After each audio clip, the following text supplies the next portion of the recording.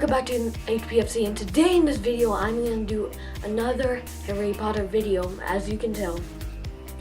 Before we go into it, I just got this new Hufflepuff beanie. It's really cool. I had almost no Hufflepuff merchandise before now, so I decided to get it, and it's really cool. It's good.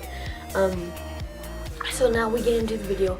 Today we're going to look at 5 biggest Harry Potter theories. A theory is basically a little story or background that was not in the books, but somebody thinks about it, thinks about a little story behind the Harry Potter books, so or some secrets. So we're gonna go right into it.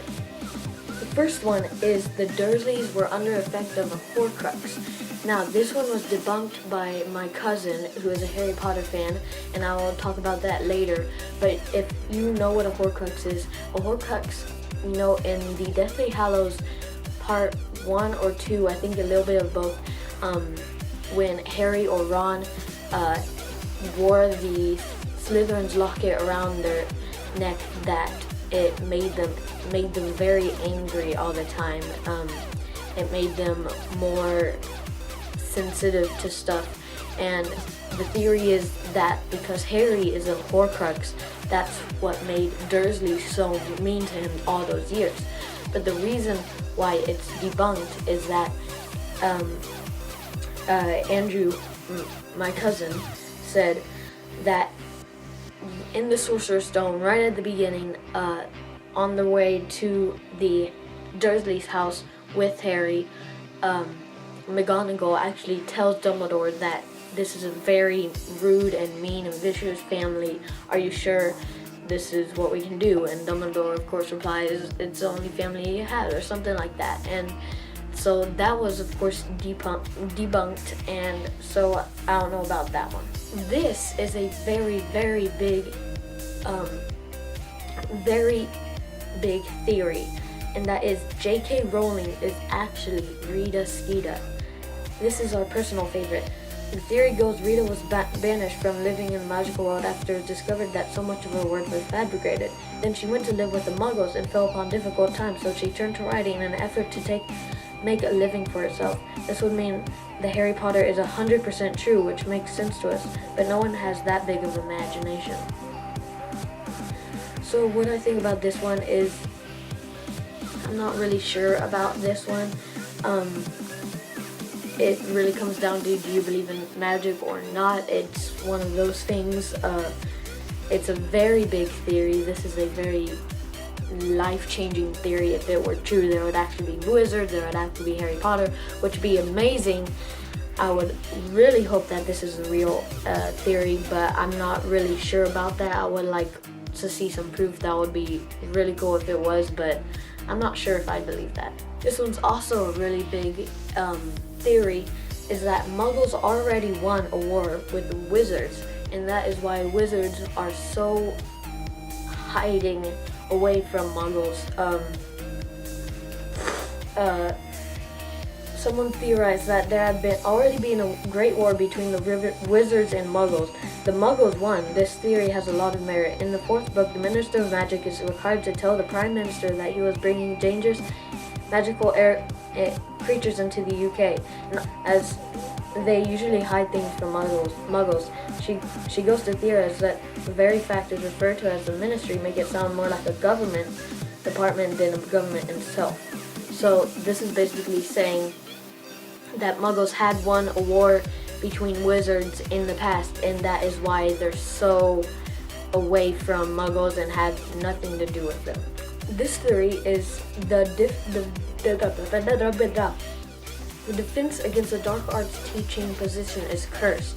The most predictable thing about the Harry Potter series is that each defense against the dark arts teacher would only last a year. This was because the position was cursed by Tom Riddle, Voldemort, when he was refused the position. Dumbledore knew this and hence refused Snape for the job to stop him from rendering him useless, therefore no longer being a spy. Sorry for the spoiler, but so basically what it's saying is that if you didn't understand this. And Tom Riddle cursed. If you didn't know, Tom Riddle applied for the job of Defense Against the Dark Arts, and whenever he didn't get it, Dumbledore or whoever was in power then said, no, you can't be it. Tom Riddle actually, they are saying that Tom Riddle cursed the Defense Against the Dark Art position, that everyone would leave or just either die or it wouldn't go well. One of the biggest theories is that Harry made it all up in his mind. This is one of very sad theory, if it is true, that Harry still lives with the Dursleys, even at like 18 maybe. I don't know what he would have been doing at 18, maybe moving away, but all this time he was living at the Dursleys, and he made it all up in his head, and all the adventures, with all that stuff. But this is a really big theory. I feel like if it were true, then J.K. Rowling would have said that it was true or put it in the book. I did hear that she quoted that it might be a little bit true. So I'm not sure about what that means. Maybe some of it was in his head. I'm not sure, but the theory says that all of it was made up in his head, and I hope that wasn't, because it'll be just sad. Like, none of that happened, and he still lives with his aunt and uncle.